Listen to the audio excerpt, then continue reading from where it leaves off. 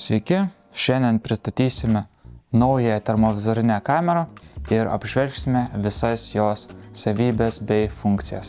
Taip pat pateiksime trumpą konfigūracijos gidą. Visą šios kameros konfigūraciją atliksime per web interfejsą, taigi keliamės tenai ir žiūrim. Prisijungę prie kameros pasirenkame jos darbo režimą, perimetro apsaugą ar gaisro prevenciją. Pasirinkus gaisro prevenciją, galima pereiti prie šio įvykio konfigūravimo. Galime pažymėti, ar norime, jog kamera aptiktų ugnies šaltinį, dūmus, rūkymą. Taip pat galima jungti įvairius filtrus, siekiant išvengti klaidingo alarminių įvykių, kaip atspindžio filtrą, krautuvo, rūkymo ar debesų filtrą.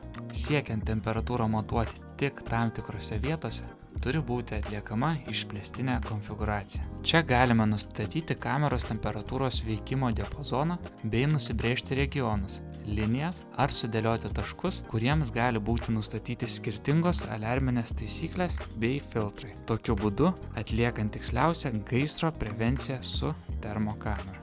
Pasirinkus perimetro apsaugos darbo režimą, galime pereiti prie šio įvykio konfigūravimo. Šioje vietoje konfigūracija atliekama identiškai kaip ir įprastoje perimetro apsaugos kameroje. Tačiau atsiranda keli patobulinimai. Galime kurti scenarijus, kad alarmas būtų generuojamas tik tuo atveju, jei per tam tikrą laiką įvyko abu įvykiai, tiek linijos kirtimas, tiek įsibrovimas. Taip pat minimalių ir maksimalių alarminio objekto dydžio aprašymas nėra būtinas, nes kamera šias reikšmes gali susikalibruoti pati. Taigi, naudodami šią kamerą galite ne tik apsaugoti savo turtą nuo gaisro, bet ir pasiekti aukščiausio lygmens perimetro apsaugą, kai įprasti sprendimai neveikia. Tai štai, dar kartą primenu, kad šią kamerą galite naudoti ne tik temperatūros matavimui, bet ir perimetro apsaugai.